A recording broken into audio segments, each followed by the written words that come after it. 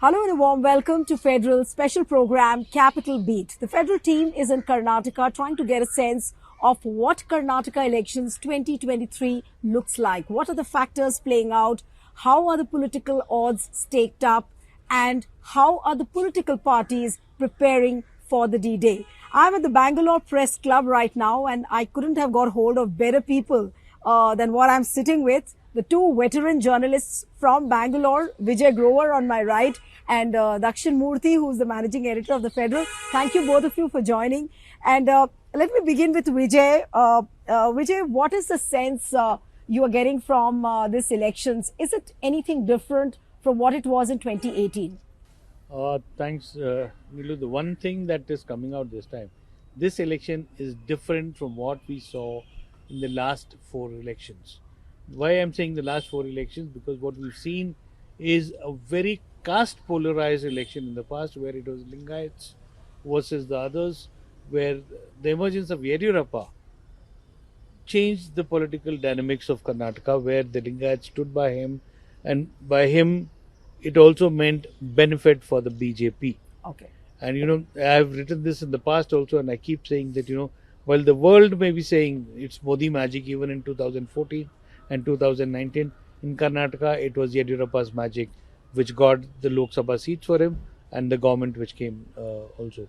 Now, one of the things that we need to understand this time, the developments of the last couple of weeks are very shocking, and we've seen the anger come out because the BJP was blindly banking on the Lingayat vote bank, hoping that it would again give it the kind of seats. But this time around, the way the Lingayats have been treated, and we've seen Jagdish Shettar move out, we saw Yediyurappa had to literally fight for his son's ticket, and also Somanna and others were forced to contest from Varuna. So this kind of dynamic change this time clearly sends a signal that the Lingayats may not be fully with the BJP, and that could be a sign of worry. While we saw this, we also have seen the kind of social engineering that everybody is trying to do, be it the Congress or be it the BJP, where the other castes, which were otherwise marginalized and voted just for a few seats that they got in their share, this time around, we are seeing a revolution in them where they are getting more demanding, and they could make a lot of changes in the way the results come this time. Right. So, like what you're saying, that the Lingayats are not fully with BJP this time. So, Dakshin, if I may ask you, that are the Lingayat, the entire population of the Lingayats, is it going to be polarized in terms of the fact that probably many of them would not vote for BJP, and how can it really dent BJP's prospects then? Yeah, it's difficult exactly to say how the vote is going to get divided, and which part of the Lingayats will vote for whom. This become, what will happen is it will be too speculative. But if you look at some of the things that have happened recently, like Shettar's being denied a ticket, this will definitely logically it will have some kind of an impact, because Shettar is, after all, somebody from that belt, from the Lingayat belt. So in that sense, it is going to be a little bit of an issue. Plus, you also have the reservation issue, which has really not been answered very well, or it has not, the government hasn't responded to the demand very well, and then it's a kind of a little bit of a mess. Okay, so why do you say it's a mess? Like BJP has not addressed it properly, and they just brought in this change? Yeah, it's because first of all, you had the Panchmasalis, basically who part of the Lingayats, wanting reservation, and then the government, they they put their hand into the EWS category, and then try to take from 6% from there and divide it with amongst the Lingayats and the Vokaligas. Okay, now it's not, you can't do that. EWS is a completely different category. Okay, so then they changed track, and then they went back to the OBC category and removed the Muslims from there, the reservation for the Muslims from there, and then this, and they have divided that 4% for the Muslim. Right. They've divided that between the Lingayats and the Vokaligas, and the court has now, for all practical purposes, stayed it. Yeah. And the government has said they're not going to implement it. Right. So really nothing has happened. Right. So this is the mess that the government has done. They've tried to do something just, hurriedly, just to make it appear as if they're, kind of answering the demand. But in reality, nothing has happened. So that has also left a section of the Lingayats unhappy, and also definitely the Vokaligas. Right. But Vijay, many people would also see this as some kind of a secret or a hidden agenda of BJP. Like, in a rush, they brought it at the last moment. Wouldn't many people see it like that? Well, see, while as Shruti very clearly said, that it looked like they're trying to make everybody happy, but sent a strong political message that look, we do not want the Muslims.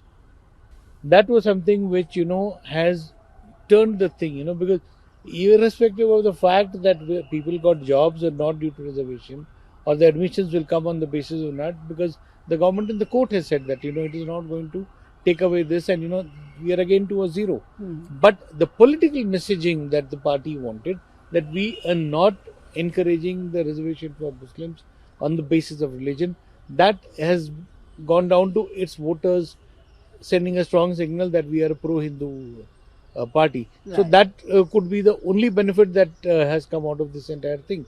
But the question is also amongst those who are talking about reservation, where are the jobs?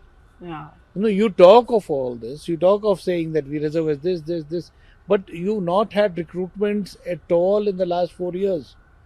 So practically we are at a situation where everything is in the air and nothing has been implemented, and nobody knows when it will be implemented, because the government is on the mode of scaling down. Right. And that is something which means that all these reservations that we talk of in jobs and all that practically could mean nothing for anybody. Right.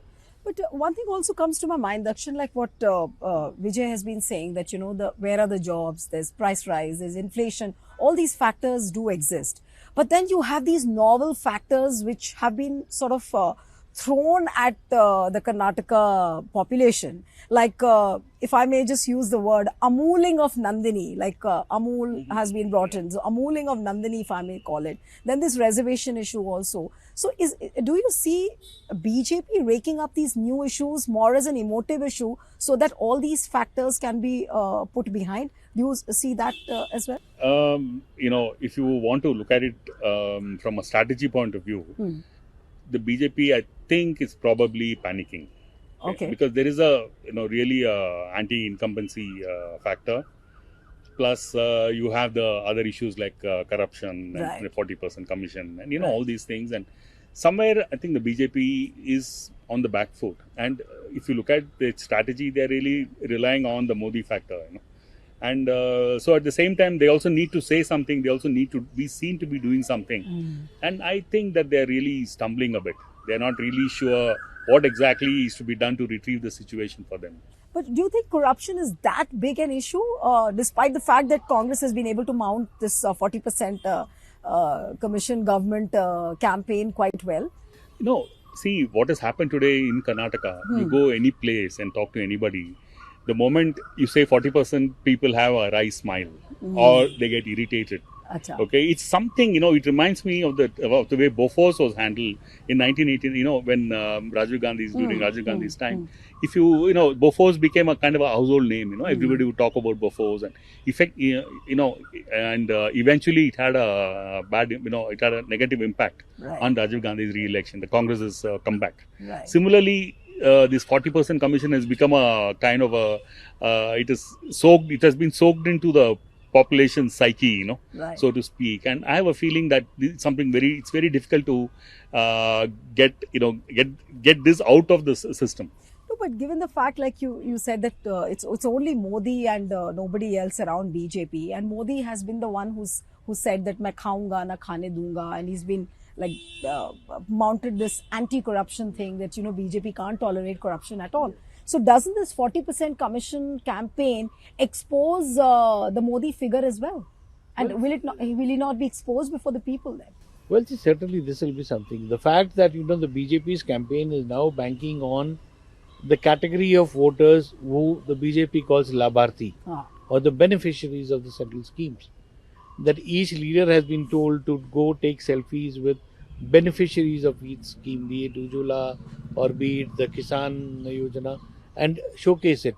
The fact is that the state government maybe is finding it difficult to showcase any of its achievements.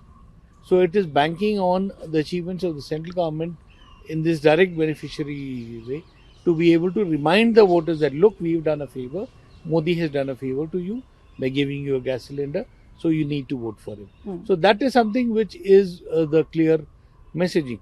But also comes to the point that several of the ticket holders, or who got the tickets now, let's say Katta Jagdish for that matter. Katta Jagdish is the son of Katta Naidu, who was a minister in the thing. He's been into jail, come out after corruption charges, and is now the candidate from Hebal constituency over here. So where is the messaging going? Right. So while you say that, I'm fighting corruption, but you given ticket to a guy who's been convicted, out of jail, and now is your candidate. Then again, 2 days back, Mr. Modi calls up Ishwarappa, a man who was directly involved in the killing or the suicide of Santosh Patil, whose name has figured the even in the contractor. So when you call him and assure him that the party is with you, you are actually not taking the step forward. Right. You're sending a wrong message that, okay, I may be talking on the stage, I'm fighting corruption, but the fact is that you are indirectly being seen as someone who's supporting the corrupt. Absolutely. So clearly this is something that the voters of Karnataka, who are pretty educated and literate, understand, that there is a difference between the way Modi talks and the way Modi walks. No, but does that mean that if for BJP, corruption doesn't matter at all, the way they have dealt with the whole thing? So would it not be right to see it the other way, that probably BJP is very confident that, corruption cannot win or lose elections. There are other factors which we have played out well amongst the people. Maybe the politics of beneficiaries might work well. You see, what happens is sometimes when these exposés happen, corruption, really the party can't do anything, neither the government. It's not that they're not bothered. I'm sure they're very much bothered about this. It's just that they just can't handle it. It's too big a fire. Okay. Where are they going to put it off? Right. It's all over. Everybody is talking about it. Right. So then where do you attack this? How do you neutralize this? Right. Yeah, so it's not. You say that corruption will certainly dent BJP's prospects this time on the ground? See, what would happen is when you say anti-incumbency, what will happen is this anti-incumbency has certain factors to it. Corruption is one of the factors. Now, we cannot say whether that alone will make a difference. Right. So, but when you say anti-incumbency, it basically means a kind of a negative factor against the present government. Right. So this is one of the factors in that, and this is a key factor. Right. But what about Congress, Vijay? Like people, whomever you meet in Karnataka, they say that Congress is at an advantage this time. But how are they really catching on to this opportunity? Have they planned well? So far, whatever campaigns have happened, whatever travels the leaders have undertaken, do you think that they have mounted a campaign the way they should have built up? Well, see, one thing that the Congress will need to understand is that at least in the last 15 days of this campaign, they need to show a united front. The fact that, we've seen this bickerings between Siddaramaiah and D.K. Shivkumar, which they tried to cover up yesterday with the photo opportunity this morning, where both of them posed for a photograph. Now, this may be optics, but the fact is, on the ground, there are several instances, and the Congress is known for this kind of infighting, where one faction ensures the defeat of its own candidate. So this is something which could, be the very crucial element. It needs to continue to be thing, and Congress, of course, is a party which is known for self-goals. So, it will have to ensure that in the next 20 days it doesn't do a self-goal and give the advantage to BJP. So that is something which is very crucial. And apart from that, the candidate selection has been comparatively better, and the fact that the party could announce its list much before the BJP. And I believe they don't even have so many rebels as compared to BJP. There are, but as I told you, that there are factions which are fighting within the thing, that they don't want to work with each other. So that could be small things which are there, because the issue is the same within the JDS, the issue is the same within the BJP, that there are aspirants and the seats are less. So that is something which nobody can do anything. Right. But yes, they have some advantage.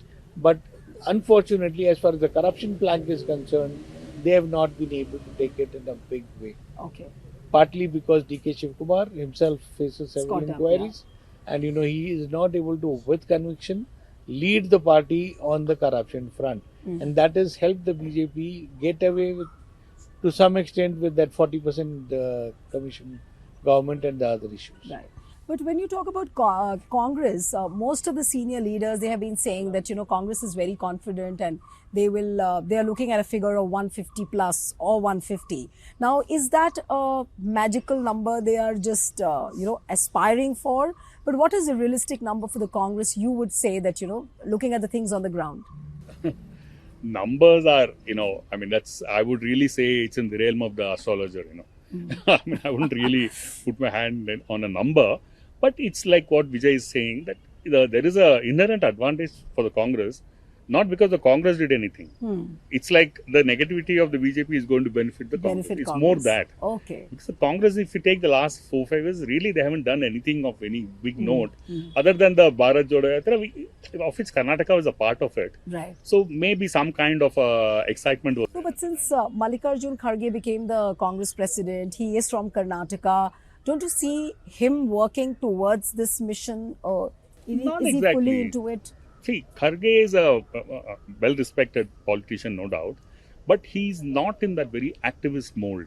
Okay. So he's largely a very cool and a laid-back politician, I would say. So he hasn't really gone out of his way to do anything. In fact, the last 20 days, I don't think he's really been around or done anything in Karnataka as far as the elections are concerned. So one can't say that Congress has really gone for the kill this time. Yeah, in fact, they don't need to. I mean, that's what they have probably a think. Advantage. Yeah, because what are they going to do which the BJP itself hasn't done? Right. BJP has played into the hands of the Congress, I would say, in some ways, by goofing up.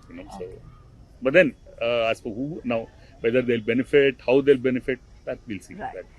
We've talked about BJP and Congress, but JDS prospects also look very interesting. Kumaraswamy looks in a very comfortable situation. But what is really happening with JDS? Are they pretty comfortable that they know that they have to become the kingmaker ultimately? Kumaraswamy is a role of kingmaker who wants to become the king himself. Right? He never is satisfied by being a kingmaker. He wants to be the king, and he'll do whatever it takes to become that. And this time around, he has tactical advantage for the fact that, he started his campaign much earlier. Okay. And though it was not in the media realm, he could co-connect. He's practically toured the whole state twice. And that is something. But what about the intra fighting within his family and all those things which we heard? Keeping that apart, one thing that we also need to understand, the support he gets from his community, the Vokaligas, this time around is much more higher than in the past. Okay. Because the community feels that the Lingayats who have dominated the politics in the state in the last couple of years have not given the Vokaligas their share. Right. So this time around, with the Vokaligas teaming up together, and it's a similar vote bank, and he could see that the Vokaliga vote bank is consolidated with him, for which he's been making effort, because generally the Vokaligas were split between the Congress and the thing.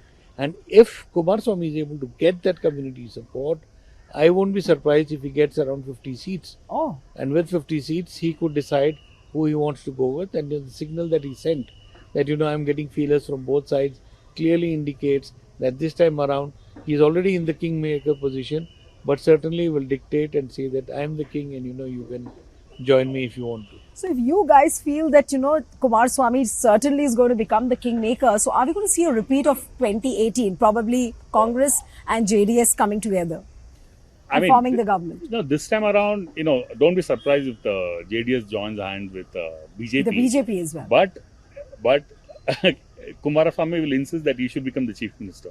In which case, the BJP will have to bite the bullet and say, okay, you be the chief minister, we'll be in the government. Right. So if the BJP refuses, then you may have the Congress waiting for Kumaraswamy. So, oh my God. So it's all like that. So Kumaraswamy is really the big winner. Could be the big winner without having to do much. Right.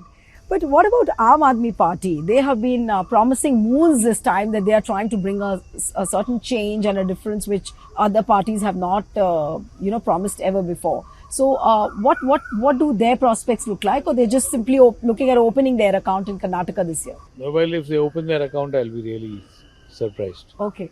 That is something which I don't even have hope, because the voters here are very, very literate, and that is something that they will understand. AAP's contribution to the state politics has been practically nothing, and the only thing that they could do over here is maybe spoil somebody's party in some of the constituencies. But apart So, from what is your hunch? They would be spoiling BJP's prospects or Congress's prospects?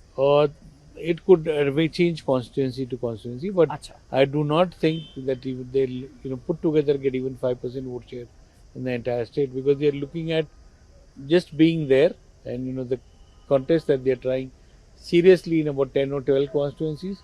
The rest of the constituencies are just formality for getting the vote shares.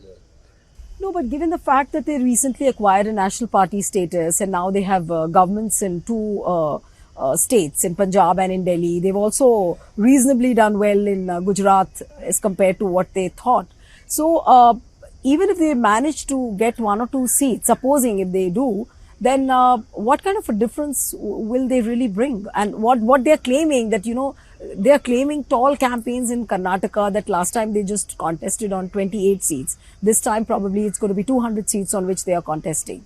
So what do the prospects then look like? See, if you go a year back, or say even a couple of years ago, there was this talk that the AAP was going to make a big effort in Karnataka, but really they haven't done anything. Okay. Because I think probably also they're caught up with what's happening in Delhi, and I think they've not been able to pay attention to Karnataka. So Right. I think by force of circumstances, I think they have not done much in Karnataka, and they've just let it go. So whatever the AAP might say, I don't think they'll make any difference. Okay. They may, like Vijay is saying, they may hurt some constituency, some people, some parties if it's a close connection, if it's a close contest. But otherwise, really this time around they've actually passed. It's passed by. I would say. So Karnataka, you would say that it's difficult to predict whose vote bank they'll chip into, Congress or BJP. Well, it's very difficult to say, because where it could, because AAP by itself doesn't have or has not created a niche for itself in Karnataka. So you cannot say actually who's going to vote for them. Right. Maybe in some IT sector like Madhepura, they could get 4,000-5,000 votes. Right. That could be thing. There it could hurt the BJP. Or if you're talking of Chikwet, where the secular vote could get to its side, it could hurt the Congress. So you do not know unless you do a constituency-wise analysis. Right. But clearly they are not in the race for the long run. If they get 1 or 2 seats, I'll be really surprised, and just hope that they make that. But Dakshin, One Yeah. thing I want to add to this, that they have apparently they have fielded some interesting candidates in some constituencies, not in Bangalore, elsewhere. So if the candidates click, then it will benefit the AAP. But even that, the chances are not that. But another question which I was wanting to ask you, two big issues which we saw in the budget session, the disqualification of Rahul Gandhi and of course the Adani Hindenburg report. These two factors, do they have any kind of resonance in Karnataka especially? I don't think so. Seriously, I don't think so, because also, see, assembly elections by and large are really Different. focused on the local issues. Right. And I don't think these have got any big, resonance within the state, at least as of now. Okay. The Congress hasn't made a big issue of this, Right. actually, so far. So towards the last, can I ask you one question, that is it an issueless election? It's a faceless election. It's a dull and a boring election, all said and done in Karnataka this year. Well, it's a ritual which has to be done once in 5 years, and the ritual will be gone through. And I will only hope that the people of Karnataka come forward and vote if they want to actually have a say in whatever will be the next 5, because the issues concerning the people, frankly speaking, are not being addressed by any political party. They may be talking of caste, they may be talking of other issues, but they're not talking of the loss of jobs, they're not talking of inflation, they're not talking of the poor civic infrastructure. This is something which needs attention, and this is what people want. And we just hope that people who promise this time around, we will not have potholed roads in Bangalore which killed over 100 people last time around in the monsoon. So these are the issues which need attention, and I hope that people will, at least for their own benefit, come out and vote. Absolutely. So multiple factors there which are playing out this election, a lot of undertones. Campaign is already building up. But yes, I would say after talking to Dakshin and Vijay that it looks like an unpredictable election because we do not know what is playing out in the minds of the voters. Thank you so much, Vijay and Dakshin. It was lovely talking to you. And one appeal to the viewers who are watching this video, subscribe to our channel, send us your feedback and stay tuned to The Federal. Thank you so much.